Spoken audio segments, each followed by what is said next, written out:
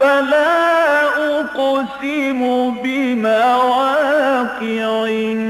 النجوم وإنه لقسم لو تعلمون عظيم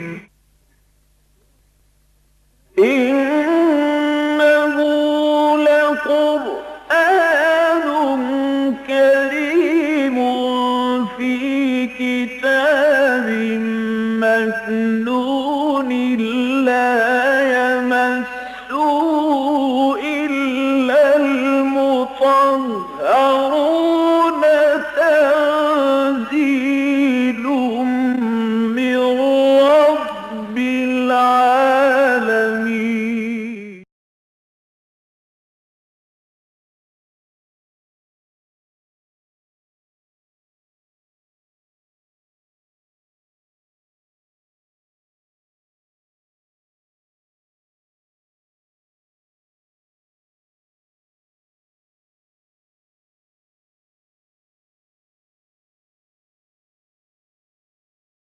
رب اشرح لي صدري ويسر لي أمري واحلل عقدة من لساني يفقهوا قولي.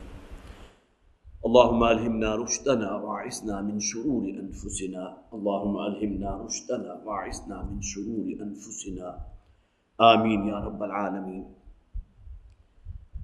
آج سے پہلے کہ آج ہم سورہ رات کا مطالعہ شروع کریں، جیسا کہ ہمارا معمول ہے، چونکہ جو صورتیں ہمارے زیر درس ہیں وہ طویل صورتیں ہیں، لہذا ایک صورت میں کئی ماہ صرف ہو جاتے ہیں. مناسب محسوس ہوتا ہے کہ جب بھی نئی صورت کا آغاز ہو تو قرآن حکیم میں جس مقام پر ہم اس وقت موجود ہیں اس کے بارے میں ایک اجمالی ذکر ضرور آپ حضرات کے سامنے کر دیا جائے. اس سے پہلے بھی یہ بات میں آپ کے سامنے رکھ چکا ہوں کہ قرآن حکیم میں جو صورتوں کے مختلف گروپس ہیں، ایک گروپ تو وہ ہے کہ جس سے آپ اور میں خوب اچھی طرح واقف ہیں کہ قرآن حکیم کو 7 احزاب میں یا 7 گروپس میں تقسیم کر دیا گیا، اور یہ اس غرض سے کیا گیا تھا کہ اگر کوئی شخص روزانہ ایک پارے کی تلاوت ایک حزب کی یا ایک گروپ کی تلاوت کرے تو ایک ہفتے کے مکمل ہونے پر قرآن حکیم کی تکمیل بھی ساتھ ہی ہو جائے. گویا کہ اگر کوئی شخص جمعے کے دن اپنی تلاوت قرآن کا آغاز کرتا ہے تو 7 دنوں میں اگلے جمعے سے پہلے قرآن حکیم جو ہے اس کی تکمیل ہو جائے گی. یہ 7 حصوں میں یا 7 احزاب میں قرآن کو تقسیم کیا گیا، اور اس اعتبار سے ہر حزب میں تقریباً 4.5 یا 4.25 پارے کے لگ بھگ بنتے ہیں. لیکن قرآن حکیم پر غور کرنے والے اور خاص طور پر فراہی مکتب فکر جو ہے، جس میں مولانا امین احسن اصلاحی بھی ہیں، مولانا حمید الدین فراہی بھی ہیں، انہوں نے جب مکی اور مدنی صورتوں کو سامنے رکھتے ہوئے قرآن حکیم میں مختلف گروپس کا مطالعہ کیا تو ان کے سامنے بھی یہ بات آئی کہ قرآن حکیم 7 ہی گروپ میں تقسیم ہوتا ہے مکی اور مدنی صورتوں کے اعتبار سے، اور ہر گروپ جو ہے وہ ایک یا ایک سے زائد مکی صورت سے شروع ہوتا ہے اور ایک یا ایک سے زائد مدنی صورتوں پر ختم ہوتا ہے.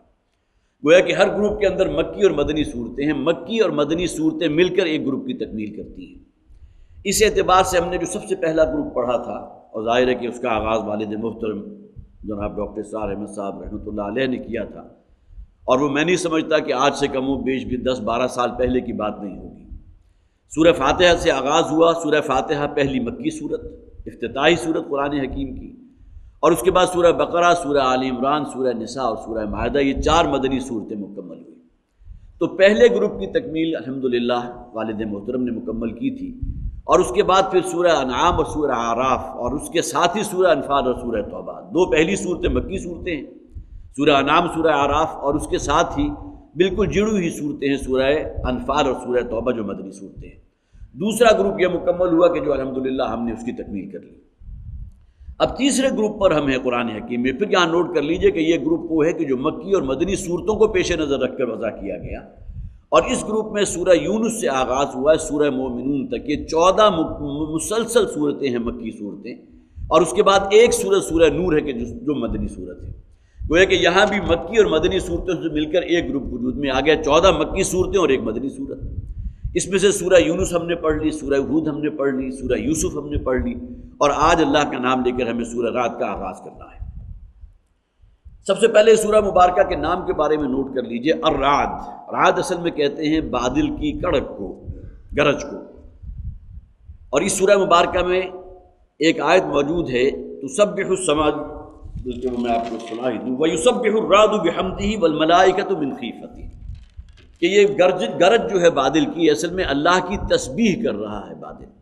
اور پھر یہ کہ اسی طرح فرشتے ہیں کہ جو اللہ کی تسبیح کر رہے ہیں اللہ کی حمد کے ساتھ۔ تو یہ رعد اصل میں بادل کی گرج کو کہتے ہیں۔ اس سورہ مبارکہ کا نام جو ہے سورہ رعد اسی بنیاد پر رکھا گیا۔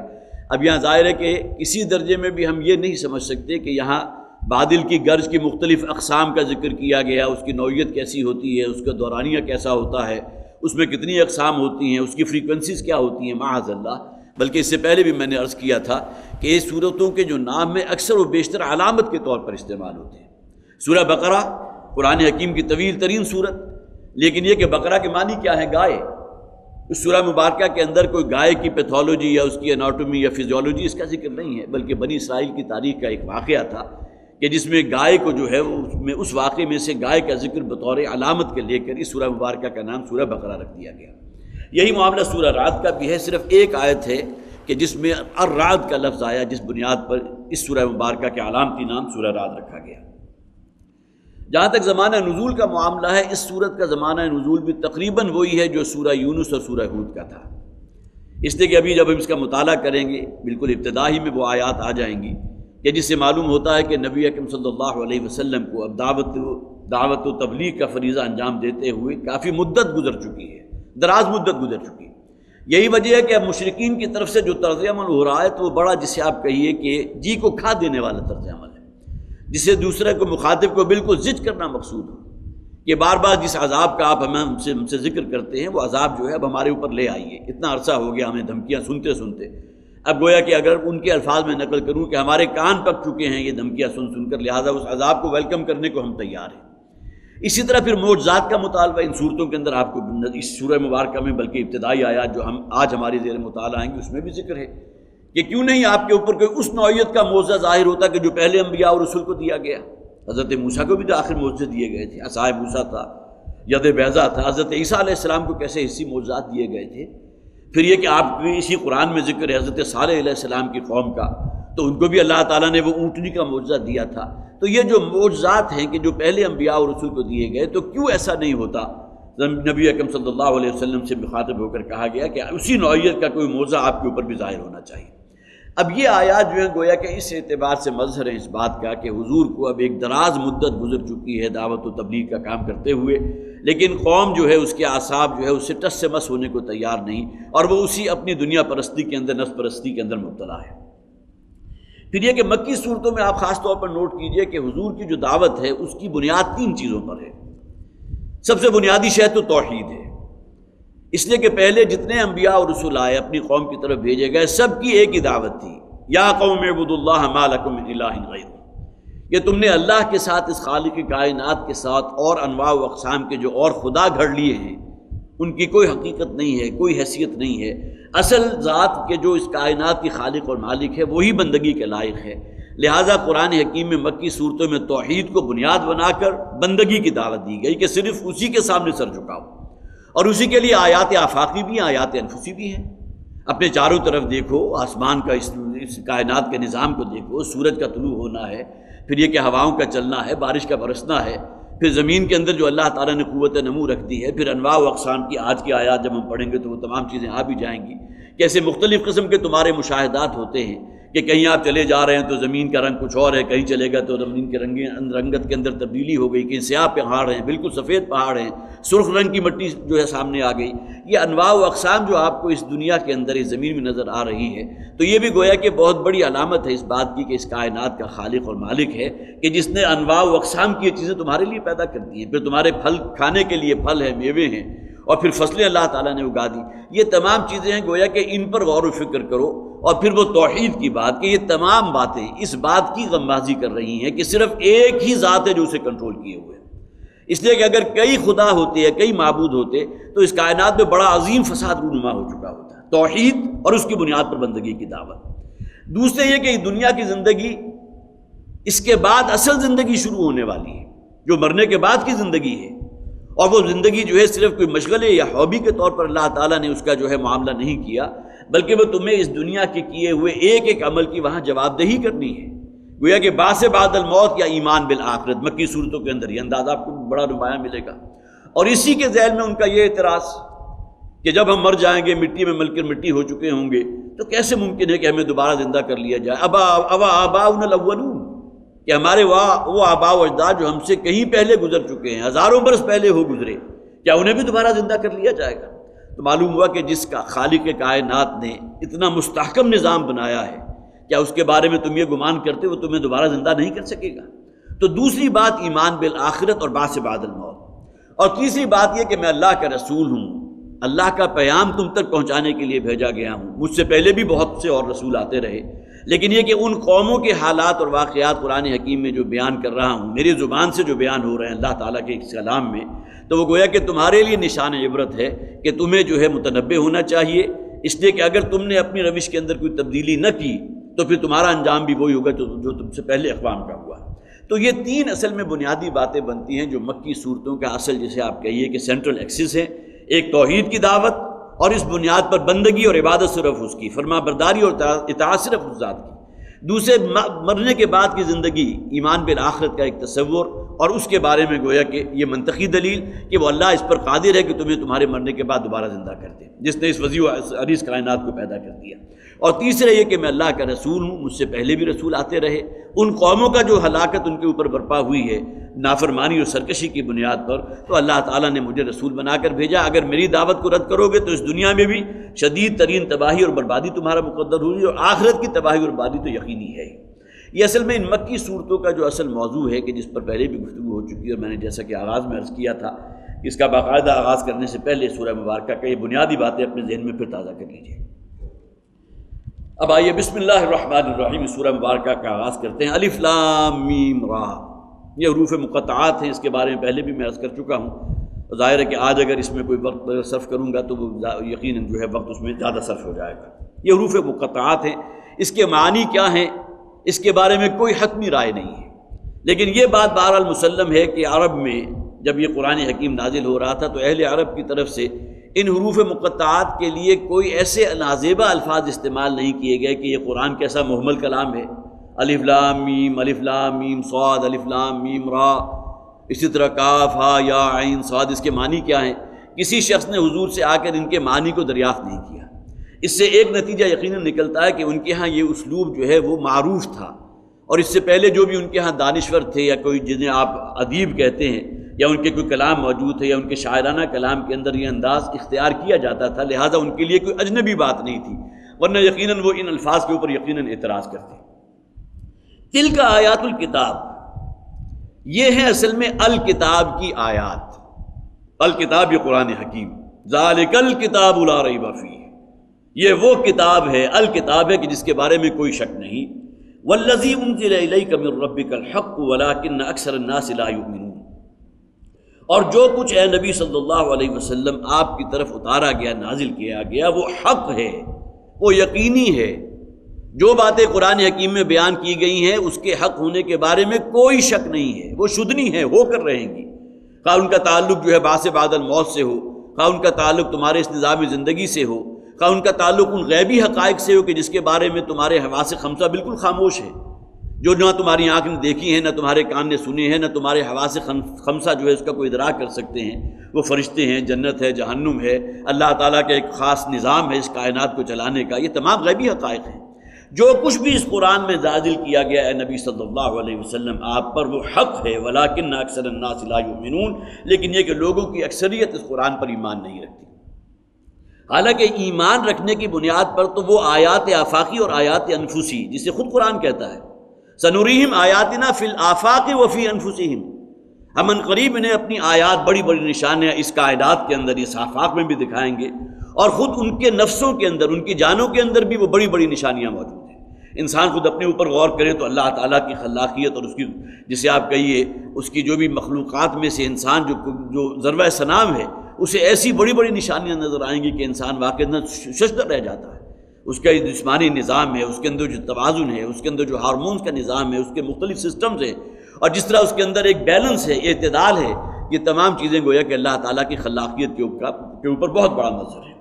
ولیکن اکثر الناس لا یؤمنون، لیکن لوگوں کی اکثریت ایمان نہیں رکھتی۔ اللہ الذی رفع السماوات بغیر عمد ترونہا. اب یہاں دیکھیے وہی توحید کی بات، اس خالق کائنات کا تعارف کرایا جا رہا ہے. یہ خالق ہے کون؟ اللہ وہ ہے کہ جس نے اس آسمان کو بلند کیا. سماوات ہمیشہ جمع میں آتا ہے، اس لیے کہ قرآن حکیم میں 7 آسمانوں کا ذکر ہے، 7 سماوات.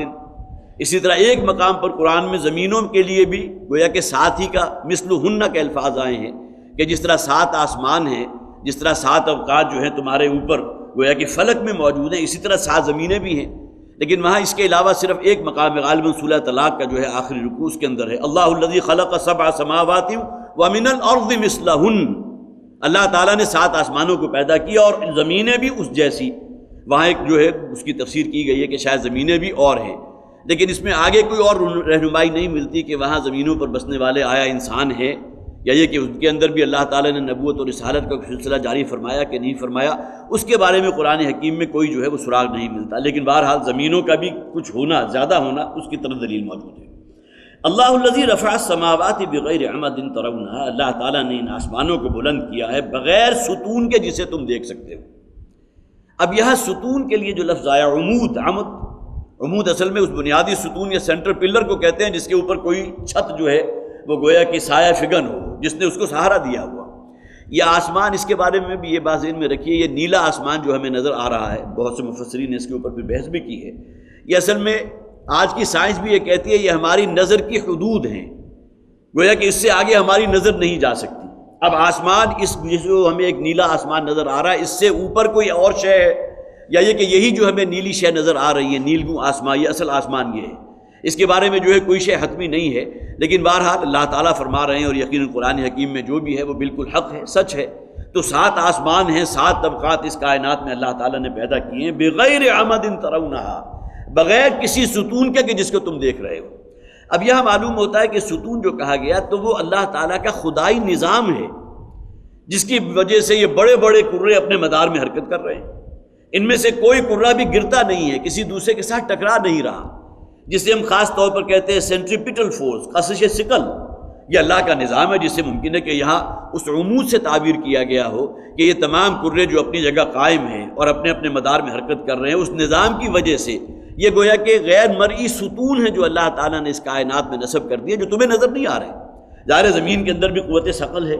اسی طرح چاند کے اندر بھی ہے، سورج میں بھی ہے، لیکن اس میں اس درجے توازن ہے کہ کہیں کوئی امبیلنس نہیں ہو پاتا کہ کوئی شے جو ہے اپنے مدار سے ہٹ کر کسی دوسرے کرے کے ساتھ جا کر ٹکرا جائے. تو بغیر عمد ترونہا سے مراد اصل میں بعض مفسرین نے لیا ہے وہ غیر مرئی ستون یا وہ غیر مرئی قوتیں، وہ کشش ثقل جس کی وجہ سے اس کائنات کا نظام جو ہے وہ جاری و ساری ہے اور اپنی جگہ پر قائم ہے. ثم استوى علی العرش، اور اس کے بعد پھر وہ عرش پر متمکن ہوا. اب عرش کے الفاظ سے ہمارے ذہن میں گویا کہ ایک بڑا کوئی تخت آتا ہے، کسی بادشاہ کا بڑا تخت ہوگا جس کے اوپر اللہ تعالیٰ جو اس کائنات کا سب سے بڑا بادشاہ ہے، مالک الملک ہے، تمام بادشاہوں سے بڑھ کر بڑا بادشاہ، وہ شاید اس عرش کے اوپر متمکن ہے اور وہ محدود ہے اس عرش میں. یہ اصل میں مراد نہیں ہے. اصل میں یہاں مراد ہے کہ اللہ تعالیٰ نے اس کائنات کو پیدا کرنے کے بعد وہ اس سے لا تعلق ہو کر نہیں بیٹھ گیا. جس طرح بعض مذاہب کے اندر یہ نقطہ نظر موجود ہے کہ یہ جو اصل میں رام جی تھے بہت بڑے، جنہوں نے اس کائنات کو پیدا کیا، اور پیدا کرنے کے بعد وہ بالکل اس سے لا تعلق ہیں، وہ کائنات خود بخود چل رہی ہے. جبکہ قرآن کہتا ہے ثم استوى علی العرش، اور آگے الفاظ آئیں یدبر الامر، وہ اپنے تمام امر کی تدبیر خود کر رہا ہے، اس کائنات کے نظام کو وہ چلا رہا ہے. یہ کسی رام کے لیلا کا تصور نہیں ہے کہ کائنات خود بخود چل رہی ہے اور کسی نے پیدا کر دیا اور اس کے بعد اس سے بالکل لا تعلق ہو گیا، بلکہ اللہ تعالیٰ نے اس کائنات کو پیدا کیا ہے، اس زمین و آسمان کی تخلیق فرمائی ہے، اور پھر یہ کہ اس کے بعد اس کارخانہ حیات جو ہے یہاں کا اس پورے نظام کو اللہ تعالیٰ خود چلا رہا ہے. ثم استوى علی العرش، استوا کہتے ہیں کسی شخص کے بالکل سیدھے ہو کر بیٹھ جانے کو. کوئی شخص اگر گھوڑے کی پشت پر سوار ہے اور پوری طرح متمکن ہے، سیدھا ہو کر بیٹھا ہوا ہے، گھوڑے پر پورا کنٹرول ہے، تو اسے ہم کہیں گے کہ گھوڑے کے اوپر وہ مستوی ہے، بالکل سیدھا بیٹھا ہوا ہے، اس کے کنٹرول میں ہے. تو اللہ تعالیٰ نے اس کائنات کے اس نظام کو بنانے کے بعد اس سے لا تعلق نہیں ہوا بلکہ اس کو چلا رہا ہے. یہی وجہ کہ ایبسولیوٹ کنٹرولر کے الفاظ بائبل میں بھی استعمال ہوئے ہیں، اور اس کو اصل میں ترجمہ ہے یہ القہار کا، جو نہ صرف اس کو کنٹرول کر رہا ہے بلکہ ایبسولیوٹلی اس کائنات کو کنٹرول کر رہا ہے. وَسَخَّرَ الشَّمْسَ وَالْقَمَرَ، اور اسی نے سورج اور چاند کو لگا دیا ایک کام پر، مسخر کر دیا. گویا کہ اللہ تعالیٰ کے اس نظام میں اللہ نے سورج کے ذمے جو ڈیوٹی سپرد کی تھی وہ اس کو بجا لا رہا ہے، کہیں ایک سیکنڈ کے لمحے کی بھی تاخیر نہیں ہوتی۔ جو نظام یا جو سافٹ ویئر آج کے الفاظ میں، آج سے ممکن ہے 50-60 برس پہلے شاید اس لفظ کو کوئی نہ سمجھ سکتا ہو، لیکن آج ہمیں معلوم ہے کہ جس شخص کے پاس بھی موبائل فون ہے، اس کے پاس کمپیوٹر ہے، تو سافٹ ویئر ہے، اس کو انسٹال کر دیا تو اب وہ خود بخود چل رہا ہے۔ تو اللہ تعالیٰ نے گویا کہ اللہ تعالیٰ کا جو نظام ہے اس میں اللہ نے سورج کے ذمے جو کام لگایا،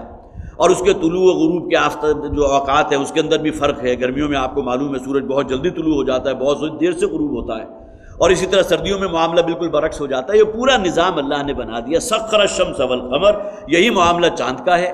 اس کی مختلف حالتیں ہیں، کہیں بہت باریک ہوگا، پھر کہیں گدرا جائے گا، پھر بالکل نصف ہو جائے گا، پھر مکمل جسے البدر کہتے ہیں بدر کی شکل میں ہو جائے گا مکمل چاند۔ یہ پورا نظام اللہ تعالیٰ کا ترتیب دیا ہوا ہے، اور اللہ نے سورج اور چاند کو اس کام کے لیے مقرر کر دیا۔ وَسَخَّرَ الشَّمْسَ وَالْقَمَرَ،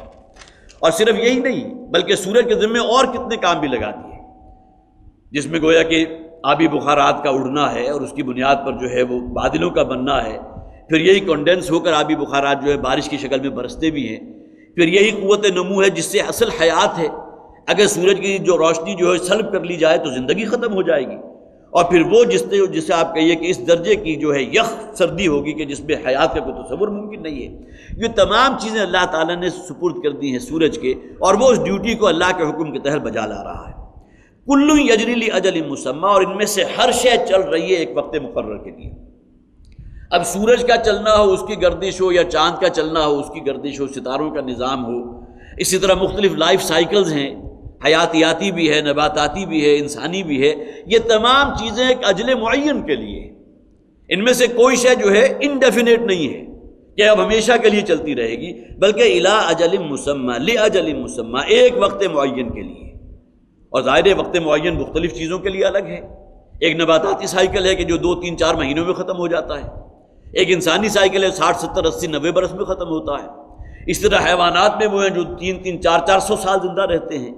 اسی طرح اس پوری کائنات کی بھی ایک عمر ہے، جب قیامت آئے گی تو وہ عمر ختم ہو جائے گی۔ کل یجری لاجل مسمی، ہر شے جو چل رہی ہے جو اس وقت حرکت میں ہے وہ ایک خاص وقت معین کے لیے۔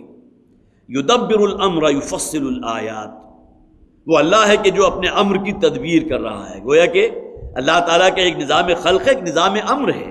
اور اس کی تدبیر اللہ کے ہاتھ میں، اس کا کنٹرول اللہ کے ہاتھ میں ہے۔ یفصل الآیات، وہ اپنی تمام نشانیوں کو بڑی تفصیل سے بہت کھول کھول کر بیان فرماتا ہے، ظاہر فرماتا ہے۔ لعلکم بلقاء ربکم توقنون، تاکہ تم اپنے رب کی ملاقات کا یقین حاصل کر لو۔ اب دیکھیے یہاں اس کائنات کے نظام کا ذکر کیا گیا، اسے جوڑا گیا معاد کے ساتھ، ایمان بالآخرت کے ساتھ۔ کس بنیاد پر؟ اس لیے کہ تمہارے ذہن کے اندر یہ خناس آ جاتا ہے کہ شاید ہمارا رب ہمیں دوبارہ زندہ کرنے پر قادر نہیں ہے۔ تو ذرا غور کرو، جس نے یہ سورج اور یہ چاند اور یہ ستارے، اس نظام کا، اس پورے کائنات کے نظام کا جو انتہائی مستحکم اور انتہائی متوازن ہے، جس نے یہ تمام چیزیں بنا دی، اور اسی نے تمہیں پیدا کیا ہے۔ اور یہ بات مسلم ہے کہ ایک پہلی مرتبہ کا پیدا کیا جانا دوسری مرتبہ کے پیدا کیے جانے سے کہیں زیادہ مشکل ہوتا ہے۔ افعینا بالخلق الاول، کیا ہم ایک مرتبہ پیدا کرنے کے بعد بالکل تھک گئے؟ کیا ہمارے اندر استعداد ختم ہو گئی، ہم دوبارہ زندہ نہیں کر سکتے؟ اب یہ وہ دلیل ہے جس کو جوڑا گیا ہے۔ اس کائنات پر غور و فکر کرو کہ وہ ہستی کے جو اتنی گویا کہ اس نے اس نظام کو جس نے تخلیق فرمایا ہے، جس نے جو توازن رکھا ہے، اور پھر یہ سلسلہ مخلوقات کے اندر کیا کیا کچھ اور ہے جو تمہارے مشاہدے میں آ رہا ہے، کیا اس کے بارے میں تم گمان کرتے ہو تمہیں دوبارہ زندہ نہیں کر سکے گا؟ اور آخرت میں تمہارے دوبارہ ملاقات کے لیے جو ہے محاسبہ اخروی کا وہ میدان حشر، وہ اس بساط کو نہیں بچھا سکتا۔ وَهُمْ بِالْآخِرِ وَلَعَلَّكُمْ بِلِقَاءِ رَبِّكُمْ تُوقِنُونَ، اس پورے نظام پر غور کرنے کے بعد شاید کہ تم اپنے رب سے ملاقات پر یقین حاصل کر لو۔ وہ ہستی یقیناً قادر ہے اس پر کہ تمہیں دوبارہ زندہ کر لے، اور پھر نہ صرف یہ کرے بلکہ اس کے بعد جو ہے محاسبہ بھی لازماً ہو کر رہے گا، جزا و سزا ہو کر رہے گی، اور پھر یہ ہمیشہ ہمیش کے لیے جنت ہے یا پھر ہمیشہ ہمیش کے لیے جہنم کی دہکتی ہوئی آگ ہے۔ یہاں دیکھیے بِلِقَاءِ رَبِّكُمْ تُوقِنُونَ کا لفظ، یؤمنون بھی آ سکتا تھا، تؤمنون، تاکہ تم اپنے رب کی ملاقات پر ایمان رکھو۔ ایمان بالآخرت کے لیے جو ہے قرآن حکیم میں یقین کا لفظ خاص طور پر آتا ہے، والذین هم بالآخرۃ هم یوقنون، جو سورہ بقرہ میں بالکل آغاز میں فرمایا گیا کہ جہاں وہ غیب پر ایمان رکھتے ہیں، اور پھر آخرت پر تو وہ یقین کے درجے والا ایمان رکھتے ہیں۔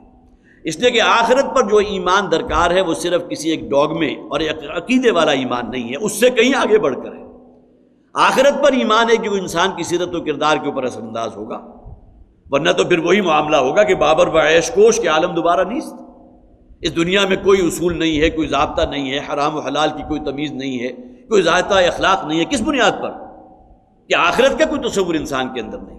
مرنے کے بعد کی زندگی اور جواب دہی اور مسئولیت، اکاؤنٹیبلٹی کا کوئی احساس نہیں ہے۔ اگر وہ بات جو ہے یقین کے درجے میں انسان کے اندر موجود ہو تو پھر یقیناً اس کی سیرت و کردار میں بھی اور اس کے جسے اعضاء و جوارح سے بھی وہی اعمال صادر ہوں گے جو اللہ اور اللہ کے رسول کے احکامات کے تابع ہوں گے۔ ورنہ اگر یہ بات نہیں ہے اور ایمان جو ہے صرف ایک جسے ڈوگما یا عقیدہ کے درجے میں رکھتا ہے وہ حیثیت حاصل ہے، تو پھر ظاہر ہے کہ پھر وہ نتائج اس سے برآمد نہیں ہو سکتے جو ایمان بالآخرت کے حوالے سے لازماً پیدا ہونے چاہیے۔ وَبِالْآخِرَةِ هُمْ يُوقِنُونَ سورہ بقرہ میں فرمایا گیا، اور یہاں فرمایا گیا لَعَلَّكُمْ بِلِقَاءِ رَبِّكُمْ تُوقِنُونَ، تاکہ تمہیں اپنے رب کے ساتھ جو ملاقات ہے اس کا یقین حاصل ہو جائے۔ وَهُوَ الَّذِي مَدَّ الْأَرْضَ، اور وہی ہے کہ جس نے اس زمین کو پھیلا دیا۔ بلکہ توقنون کے ضمن میں میں نے ایک اور پوائنٹ بھی خاص طور پر نوٹ کیا تھا کہ وہ ذات کے جو حد درجے اس کائنات میں اعتدال اور توازن سے جس نے کام لیا، لے سانس بھی آہستہ کہ نازک ہے بہت کام، آفاق کی اس کارگاہ شیشہ گری کا۔ اس کائنات کے نظام پر اگر آپ غور کریں گے تو معلوم ہو کہ کس درجے متوازن ہے، کس درجے مستحکم ہے اور کس درجے اعتدال ہے۔ اعتدال اصل میں عدل سے نکلا ہے، تو کیا وہ ذات جس نے اس قدر اعتدال اور توازن کے ساتھ اس کائنات کو پیدا کیا، وہ ذات تو یقیناً عدل و انصاف کرنے والی ہے،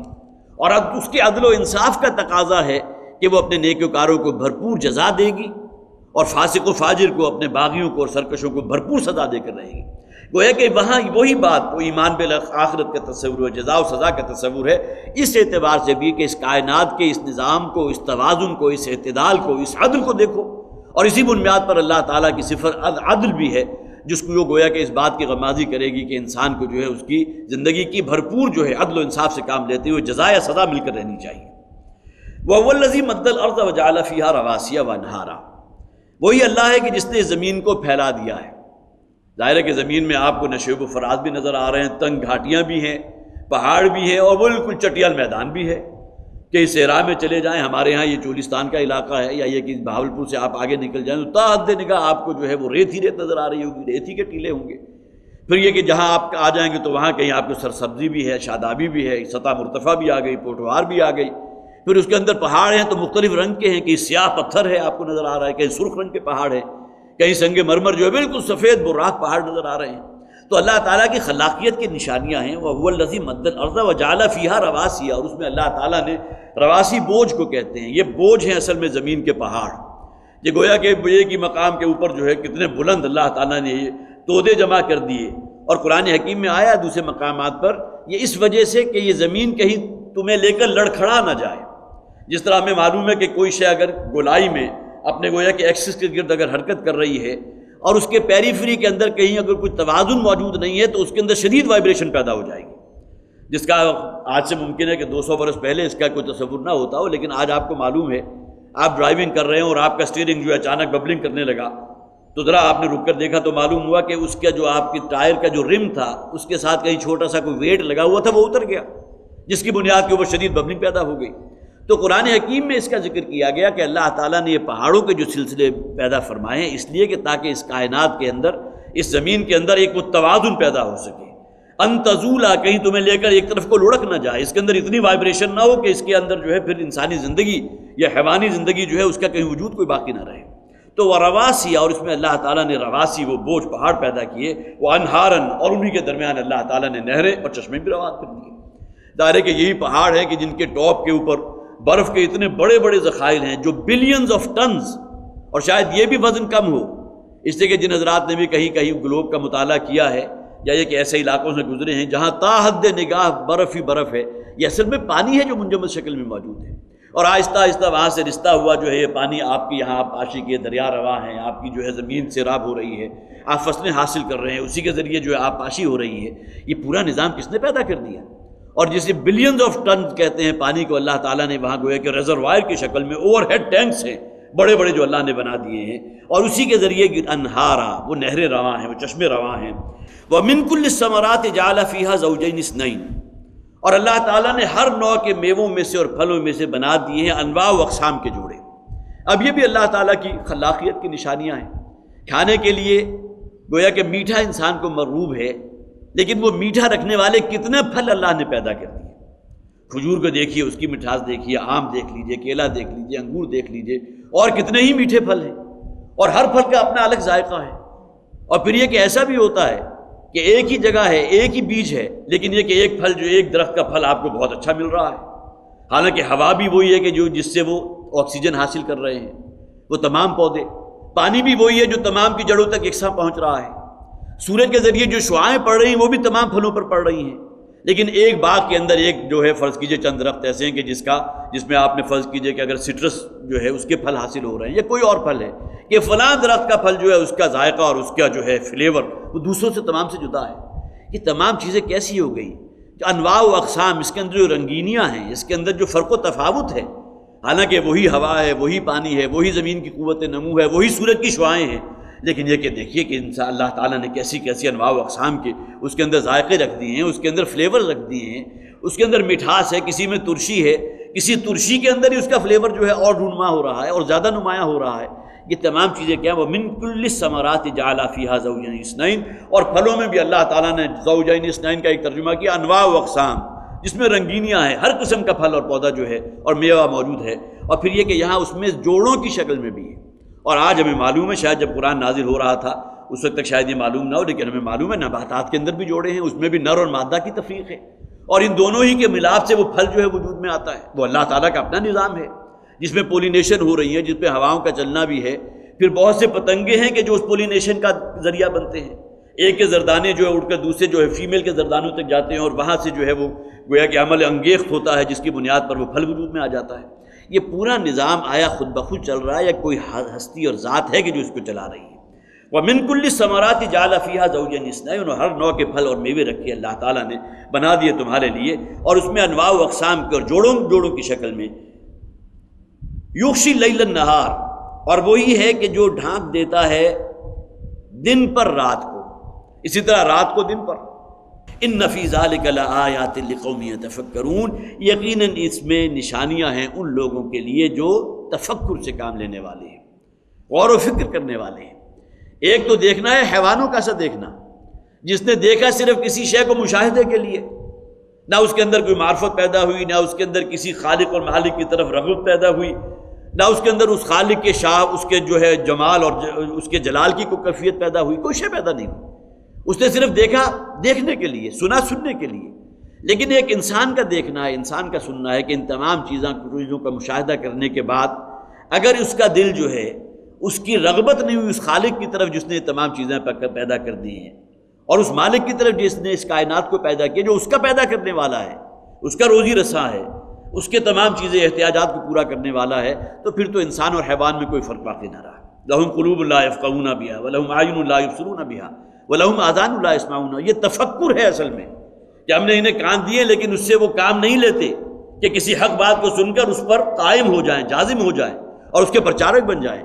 ہم نے انہیں آنکھیں دی لیکن یہ آنکھیں صرف حیوانوں کا سا دیکھنا دیکھتی ہیں. ان آنکھوں کے ذریعے وہ دیکھنا کہ انسان کے دل میں اللہ کی معرفت پیدا ہو، وہ ایمان میں گہرائی اور گہرائی پیدا ہو، وہ نہیں پیدا ہو رہا. اور ہم نے ان کو عقل دیا ہے، ان کو قلب دیا ہے، لیکن یہ کہ سوچنے سے اور تفکر و تدبر سے آ رہی ہے. تو اولئک کالانعام بل هم اضل، یہ تو حیوانوں اور چوپایوں کی مانند ہیں بلکہ ان سے بھی گئے گزرے.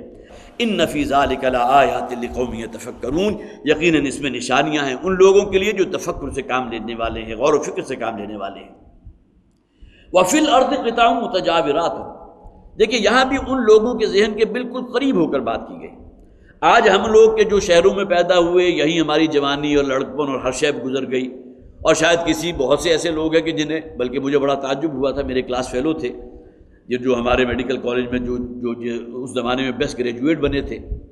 تو ان سے ایک دفعہ ملاقات ہوئی تو معلوم ہوا کہ پوری زندگی گویا کہ پیدائش سے لے کر اور میڈیکل کالج کے آخری دن تک وہ لاہور کی حدود سے باہر نہیں نکلے تھے. اور اس کے بعد اتفاقاً ملاقات یہ ہوئی تھی کہ فوراً بعد مجھے والد صاحب کے ساتھ جانا تھا امریکہ، تو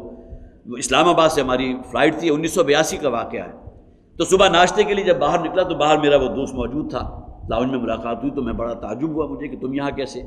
تو معلوم ہوا کہ اسکالرشپ مل گیا تھا، اس لیے کہ یہاں انہوں نے ٹاپ کیا تھا ہمارے فائنل ایئر میں، اس کی بنیاد پر پھر وہ انگلینڈ جا رہے تھے اعلیٰ تعلیم کے لیے. اس موقع پر گفتگو ہوئی تو میں نے پوچھا کیسے آیا؟ کہتا جی ریل گاڑی سے آیا ہوں۔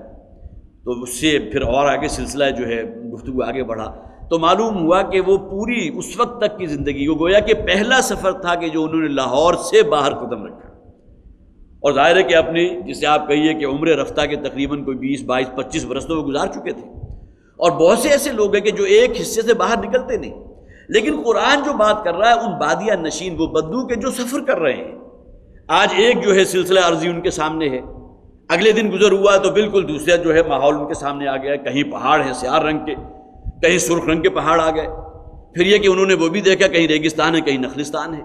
لیکن آج کا انسان تو اس اعتبار سے بالکل محدود ہو کر رہ گیا، اور بہت ہی کم وقت جو ہے موقع آتا ہوگا کہ رات کے اوقات میں انسان کہیں اپنا سر اوپر اٹھا کر ستاروں کو دیکھ سکے، اس لیے کہ بقیہ جو زندگی اس طرح جو ہے بند گئی ہے معمولات کے اندر اور جکڑ بندی کے اندر آ چکی ہے کہ ان چیزوں کا جس سے مشاہدہ فطرت کہتے ہیں اس کا موقع ہی نہیں ملتا، جبکہ قرآن جو ہے فطرت کے مطالعے کے اعتبار سے ہمارے ذہن کے بالکل قریب ہو کر بات کرتا ہے۔ وَفِي الْأَرْضِ قِطَعٌ مُتَجَاوِرَاتٌ، اور پھر زمین میں بھی اللہ تعالیٰ نے مختلف قسم کی قطعات بنا دیے، متجاورات، جار کہتے ہیں پڑوسی کو، کہ بالکل ملی ہوئی زمینیں ہیں، آپ سفر کر رہے ہیں ایک جگہ جو ہے زمین کا رنگ ایک ہے، آگے جا کر بالکل مختلف ہو گیا، ابھی سفر کر رہے ہیں پہاڑ جو ہے سرمئی رنگ کے ہیں، اچانک آگے جا کر دیکھا تو آپ نے سرخ رنگ کا پہاڑ آ گیا، اور پھر تھوڑا اور آگے گئے تو اس کے رنگ کے اندر پھر تبدیلی واقع ہو گئی۔ تو یہ تمام چیزیں جو اللہ تعالیٰ نے انواع و اقسام کی جو رنگینیاں پیدا کی ہیں، وہ فی الارض قطع متجاورات، یہ ان کی گویا کہ اللہ کی خلاقیت کی نشانیوں میں سے ایک ہے۔ وہ جنات من اعناب، اور اسی طرح زمینیں جو ہے وہ مختلف جو ایک دوسرے سے جڑے ہوئے قطعات ہیں، اس کے اوصاف الگ الگ ہیں۔ اور آپ کو معلوم ہے کہ ایک ہی جگہ ہے، فیصل آباد کا ایک شہر ہے، لیکن یہ کہ ایک علاقے کے رہنے والے جب بور کرتے ہیں تو وہاں سے انتہائی کھارا پانی حاصل ہو رہا ہے، اور ذرا فاصلے پر آپ چلے گئے وہاں آپ نے بور کیا آپ کو انتہائی شیریں میٹھا پانی مل رہا ہے۔ اور یہ تجربہ تو ہوا تھا، کراچی میں ہمارے ایک جاننے والے ہیں، ان کے بالکل ساتھ ایک کوٹھی تھی، انہوں نے اپنے ہاں بور کیا اور وہاں سے جب پانی برآمد ہوا تو بہت ہی نتھرا ہوا، بڑا شیریں پانی، اور اس سے زیادہ زیادہ 20 فٹ کے فاصلے پر درمیان میں ایک گلی ہے، اور 20 فٹ کے فاصلے پر جب انہوں نے اپنے گھر میں بور کیا تو انتہائی کڑوا اور کسیلا پانی برآمد ہو رہا ہے۔ اب معلوم ہوا کہ اللہ تعالیٰ نے زیر زمین جو پانی ہے اس کی جو روے ہیں اس کے اندر بھی یہ مختلف جو ہے اللہ نے وہ گویا کہ روے بہا دی ہیں، ایک میٹھے پانی کی رو جا رہی ہے اور اس کے درمیان ایسی حد فاصل ہے کہ یہ آپس میں ایک دوسرے کے ساتھ گڑبڑ بھی نہیں ہو رہے، بالکل الگ ہے۔ ایک طرف جو ہے بالکل میٹھے پانی کی رو جو ہے اس کے ذریعے آپ پانی حاصل کر رہے ہیں، شیریں پانی ہے، میٹھا پانی ہے، اور دوسرا کھاری ہے اور وہ کہ جو آپ استعمال نہیں کر سکتے، پی نہیں سکتے۔ یہ اللہ تعالیٰ کی گویا کہ خلاقیت کی نشانیاں ہیں، اور ان تمام چیزوں کو دیکھ کر بھی اگر تمہارا ذہن و قلب جو ہے اللہ کی خلاقیت کی طرف اور اس کی معرفت تمہارے دلوں میں پیدا نہ ہوئی تو ظاہر ہے کہ اس سے بڑی محرومی اور کوئی نہیں ہے۔ وَفِي الْأَرْضِ قِطَعٌ مُتَجَاوِرَاتٌ، اسی طرح زمین میں مختلف قطعات ہیں، کھیتیاں ہیں جو ایک دوسرے سے جڑی ہوئی ہیں، متصل ہیں، ایک دوسرے کے پڑوس میں ہے۔ وَجَنَّاتٌ مِّنْ أَعْنَابٍ، اور اسی طرح باغات ہیں جن میں انگوروں کے باغات بھی ہیں، انگوروں کی بیلیں ہیں۔ وَزَرْعٌ، اور اسی طرح کھیتیاں ہیں۔ وَنَخِيلٌ، اور اسی طرح اس میں جو ہے کھجوروں کے باغات بھی ہیں۔ صِنْوَانٌ غَيْرُ صِنْوَانٍ، اور یہ کھجور کے درخت ایسے ہیں کہ جو بعض ایک ہی جڑ سے نکلے ہوئے ہیں، وَمِنْ غَيْرِ صِنْوَانٍ، اور بعض ایسے ہیں کہ جن کی جڑیں ایک دوسرے سے جدا ہیں۔ بسا اوقات آپ اس بات کو شاید مشاہدہ کیا ہو، لیکن مجھے موقع ملا تھا ایک مرتبہ، بائی روڈ میرا سفر تھا لاہور سے یہاں کراچی کا، تو سکھر سے جب ہم گزرے ہیں تو میلوں دور تک جو ہے کھجور کے باغات تھے، ان کے بالکل قریب سے بھی گزر ہوا، تو وہ منظر جو ہے واقعتاً آج بھی نگاہوں کے اندر محفوظ ہے کہ تا حد نگاہ جو ہے کھجور اور لدے ہوئے ہیں پوری طرح۔ اب ظاہر ہے کہ کھجور کا تنا اس درجے مضبوط ہوتا ہے کہ وہ جھکتا نہیں ہے، لیکن یہ کہ اوپر جہاں جا کر تنا ختم ہو رہا ہے تو محسوس ہوتا تھا کہ پتے اس کے کم ہیں، لیکن کھجوریں جو لدی ہوئی ہیں جس سے وہ پوری طرح جو ہے گویا کہ خوب اچھی طرح بھرا ہوا ہے، وہ انسان کی نظروں کے لیے بہت ہی عمدہ مشاہدہ تھا۔ اور وہاں پھر یہ بات بھی نوٹ کرنے میں آئی کہ ایک ہی جڑ ہے، زمین سے بالکل ایک ہی جگہ سے کھجور نکلے، لیکن اس میں آگے 3 یا 4 درخت الگ الگ سے نکل گئے۔ وہ ہے کہ زمین کی قوت نمو جو ہے وہ ایک ہی جڑ حاصل کر رہی ہے۔ قرآن حکیم میں جو فرمایا گیا کہ جو ایک ہی جڑ سے کئی تنے نکل رہے ہیں، اور بعض وہ بھی ہیں کہ جو ایک جڑ سے ایک ہی تنا نکلا۔ صنوان و غیر صنوان، وہ بھی کہ جن کی جڑیں ایک دوسرے سے ملی ہوئی ہیں، اور وہ بھی کہ جن کی جڑ جو ہے وہ واحد ہے، ایک پودا اور ایک جڑ پر مبنی ہے، اور بہت سے ایسے کہ ایک جڑ اور اس کے کئی پودے اس سے برآمد ہو رہے ہیں۔ یسقى بماء واحد، یہ تمام جو بھی نباتات ہیں وہ ایک ہی قسم کے پانی سے نشو و نما پا رہی ہیں، انہیں پانی دیا جا رہا ہے یا پانی پلایا جا رہا ہے۔ یسقى بماء واحد، ایک ہی نوعیت کا پانی۔ وَنُفَضِّلُ بَعْضَهُ عَلَى بَعْضٍ فِي الْأُكُلِ، لیکن اللہ تعالیٰ نے ان کے پھلوں کے ذائقوں میں ان کے کھانے کے اندر، اس کی شیرینی میں، اس کے فلیور کے اندر کتنا فرق پیدا کر دیا. نفضل بعضها، ہم نے فضیلت دی ہے بعض پودوں کو بعض پر. وہی جو ہے ایک ہی باغ ہے کھجور کا، لیکن یہ کہ ایک درخت کا پھل انتہائی عمدہ، بہت دبیز، بڑی موٹی کھجور آپ کو حاصل ہو رہی ہے، اس کا خاص جو ہے فلیور بھی ہے. اور اسی باغ کے اندر وہی بیج تھا، لیکن دوسرا درخت ہے کہ اس کا وہ ذائقہ نہیں ہے، اس کے اندر کوئی کمی بیشی ہے. تو یہ تمام چیزیں اللہ تعالیٰ نے، یہ تغیر و تبدل جو ہے، یہ انواع و اقسام جو ہے، یہ بوق المنی جسے کہیں گے، جو رنگینیاں اللہ تعالیٰ نے پیدا کر دی ہیں. آگے پھر فرمایا گیا ان فی ذالک لآیات لقوم یعقلون، یقیناً اس میں نشانیاں ہیں ان لوگوں کے لیے جو عقل سے کام لینے والے ہیں. یہاں تو ذکر تو ہو گیا اصل میں سلسلہ نباتات کا. اب انسانوں کو بھی دیکھیے، ایک ہی والد اور والدہ کی اولاد، فرض کیجئے کہ 6 یا 7 یا 8 10 بچے ہیں، اور ان میں فرض کیجئے کہ 6 میل ہیں، 6 بھائی ہیں، لیکن ان بھائیوں کی طبیعتوں کے اندر، ان کے مزاج کے اندر، ان کی شکل و صورت کے اندر، ان کی افتاد طبع کے اندر، ان تمام چیزوں کے اندر کتنا فرق ہے. پھر آج ہمیں پتہ ہے کہ جو فنگر پرنٹس ہیں وہ دنیا کے کوئی سے 2 انسان ایسے نہیں کہ جن کے ایک جیسے ہوں. اور اس سے بھی آگے بڑھ کر آنکھ کا جو آئرس ہوتا ہے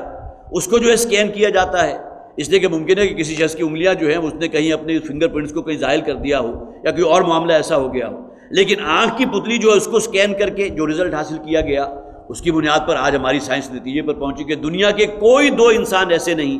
کہ جن کی آئی اسکین کی جائے تو رزلٹ ایک جیسا ہو، بالکل الگ ہوگا. تو انسانوں کے اندر بھی آپ کو جو آپ کو نظر آ رہی ہے بوق المنی، اور جو اس کے اندر تغیر و تبدل ہے، یہی معاملہ اللہ تعالیٰ کی جملہ مخلوقات کے اندر ہے. ان فی ذالک لآیات لقوم یعقلون. اب یہ تمام چیزیں جو اللہ تعالیٰ کی بڑی بڑی نشانیوں میں سے ہیں، یہ دیکھنے اور مشاہدہ کرنے کے باوجود، یا یہ سننے اور پڑھنے کے باوجود بھی اگر تمہارا دل جو ہے اللہ کی معرفت سے لبریز نہیں ہوتا، اللہ تعالیٰ کا جو ایک جسے آپ جلالت شان کہیں گے، جو اس کی شان عرفہ ہے، اس کی جو خلاقیت ہے، اس کی جو عظمت تخلیق والی بات ہے، اس کی طرف اگر تمہارا ذہن جو ہے منعطف نہیں ہوتا، تو پھر میں عرض کروں گا کہ اس سے بڑا پھر گویا کہ محرومی اور اس سے بڑا خسارہ اور کوئی نہیں. وَإِن تَعْجَبْ فَعَجَبٌ قَوْلُهُمْ، اور اگر تمہیں تعجب کرنا ہی ہے تو تعجب کی بات تو ان کا یہ قول ہے، أَإِذَا كُنَّا تُرَابًا أَإِنَّا لَفِي خَلْقٍ جَدِيدٍ. اتنا کچھ مشاہدہ کرنے کے بعد بھی وہ اللہ تعالیٰ کو اس درجے گویا کہ سمجھتے ہیں کہ اس کے اندر غالباً وہ صلاحیت ہے ہی نہیں کہ ہمیں دوبارہ زندہ کر سکے، دوبارہ پیدا کر سکے. تو تمہیں تو اپنی عقل کا ماتم کرنا چاہیے. فَإِن تَعْجَبْ فَعَجَبٌ قَوْلُهُمْ، اگر کوئی تعجب ہے بھی تو تعجب تو اس بات میں ہوگا، ان کے اس قول میں کہ اذا كنا ترابا، کہ کیا جب ہم مٹی میں مل کر مٹی ہو چکے ہوں گے، انا لفی خلق جدید، کیا ہمیں پھر دوبارہ زندہ کر دیا جائے گا، ہماری تخلیق جو ہے اس کے پھر دوبارہ اس کی تجدید کر دی جائے گی، ہمیں دوبارہ جو ہے زندگی عطا کر دی جائے گی. درا حال کہ ان تمام چیزوں کا مشاہدہ کر رہے ہیں، اس کی خلاقیت اور اس کی تخلیقات میں سے یہ تمام چیزیں ان کے سامنے آ رہی ہیں. اس کے باوجود بھی اگر کوئی شخص یہ کہتا ہے کہ وہ شاید اللہ تعالیٰ انسان کو دوبارہ زندہ نہیں کر سکتا، تو اصل قابل تعجب تو ان لوگوں کا یہ قول ہے. وَإِن تَعْجَبْ فَعَجَبٌ قَوْلُهُمْ أَإِذَا كُنَّا تُرَابًا أَإِنَّا لَفِي خَلْقٍ جَدِيدٍ أُولَٰئِكَ الَّذِينَ كَفَرُوا بِرَبِّهِمْ. اب اس سے بڑھ کر ڈٹائی اور سرکشی اور ضد اور کوئی نہیں ہو سکتی کہ اتنے کچھ معلومات حاصل ہونے کے باوجود، اتنی تمام چیزوں کا مشاہدہ کرنے کے باوجود، اگر تم اپنی اسی ضد کے اوپر ہٹ درمی اور سرکشی پر قائم ہو کہ مرنے کے بعد کی کوئی زندگی نہیں، اللہ ہمیں دوبارہ زندہ نہیں کر سکتا، تو اولئک الذین کفروا بربہم، اب یہ وہ لوگ ہیں کہ جو اپنے رب کا کفر کر رہے ہیں. اس سے بڑھ کر انکار اور اس سے بڑھ کر ہٹ درمی اور ضد، اس سے بڑی بات اور کیا ہوگی. واولئک الاغلال فی اعناقہم، اور یہ وہ لوگ ہیں کہ جن کے گلوں میں اب طوق ڈال دیے گئے ہیں. اغلال کہتے ہیں طوق کو، غل کی جمع ہے، اور طوق اصل میں کسی قیدی کے گلے میں ڈالا جاتا تھا. گویا کہ جو اسیر ہے، جو قیدی ہے، اس کی علامت کے طور پر. یہ لوگ اپنی خواہشات نفس کے اس درجے اسیر ہو چکے ہیں، اپنے من کی خواہشات کے اس درجے مقید ہو چکے ہیں کہ ان آیات آفاقی اور آیات انفسی پر غور کرنے کو تیار ہی نہیں. وَأُولَٰئِكَ أَصْحَابُ النَّارِ هُمْ فِيهَا خَالِدُونَ، اور یہ وہ لوگ ہیں کہ جو اب جہنم والے ہیں، جو اب آگ میں جھونک دیے جائیں گے اور اس میں رہیں گے ہمیشہ ہمیش کے لیے. وَيَسْتَعْجِلُونَكَ بِالسَّيِّئَةِ قَبْلَ الْحَسَنَةِ، اور اے نبی صلی اللہ علیہ وسلم یہ بڑی جلدی مچا رہے ہیں، یہ جلد طلب کر رہے ہیں آپ سے ایک بڑی برائی کو بھلائی سے پہلے. یہ بالسیئہ سے مراد ہے عذاب، اور الحسنہ سے مراد ہے بھلائی ایمان. گویا کہ کوئی شخص، اس کے پاس 2 آپشن ہیں، اگر تو اپنے وقت کے رسول کی دعوت پر لبیک کہہ کر ایمان لے آئے تو گویا کہ اس نے بہت بڑی اچھائی اور بہت بڑی بھلائی حاصل کر لی. اب اس رستے پر ہے جو بالآخر اسے فوز و فلاح اور رشد و ہدایت سے ہمکنار کر دے گا، اللہ کی رضا حاصل ہو کر رہے گی۔ لیکن اگر کہیں معاملہ اس کے برعکس ہوا تو اس کا نتیجہ کیا نکلے گا کہ اللہ تعالیٰ کی طرف سے پھر عذاب نازل ہو کر رہے گا۔ اور مکی صورتیں جو ہے اس میں ان تمام احوال و واقعات سے بھری ہوئی جو پہلی اقوام پر اللہ تعالیٰ نے عذاب نازل فرمایا، خواہ وہ قوم عاد کا معاملہ تھا، قوم سمود کا معاملہ تھا، قوم شعیب کا معاملہ تھا، قوم لوط کا معاملہ تھا، یہ تمام وہ تھے رضوان اللہ تعالیٰ علیہ اجمعین علیہم السلام کہ جنہیں اللہ تعالیٰ نے بھیجا تھا، وہی اللہ کا جو سلسلہ رشد و ہدایت ہے اسی کی تکمیل کے لیے بھیجا تھا، لیکن ان لوگوں نے دعوت کو رد کر دیا۔ اللہ تعالیٰ نے ہر انسان کے دل میں بھی اپنی معرفت کی ایک جوت جو ہے وہ جگائی ہے، لیکن اس کو انہوں نے اپنے نفسانی خواہشات کے لبادوں سے اس درجے حجابات دبیز اس کے اوپر قائم کر دیے کہ وہ جو ہے کہ اس کائنات کا مشاہدہ نہ کر سکے اور زمینی حقائق کو نہیں دیکھ سکے۔ اور سب سے بڑھ کر اللہ نے وہ رسول بھیجا تھا کہ اس نے گویا کہ ان آیات انفسی کو دوبارہ اجاگر کرنے کی کوشش کی تھی، اس دعوت کو بھی رد کر دیا۔ نتیجہ کیا نکلا کہ وہ پھر عذاب ان کے اوپر مسلط کر دیا گیا۔ یہی معاملہ ان مشرکین مکہ کی طرف سے ہو رہا ہے کہ یہ وَيَسْتَعْجِلُونَكَ بِالْعَذَابِ قَبْلَ الْحَسَنَةِ،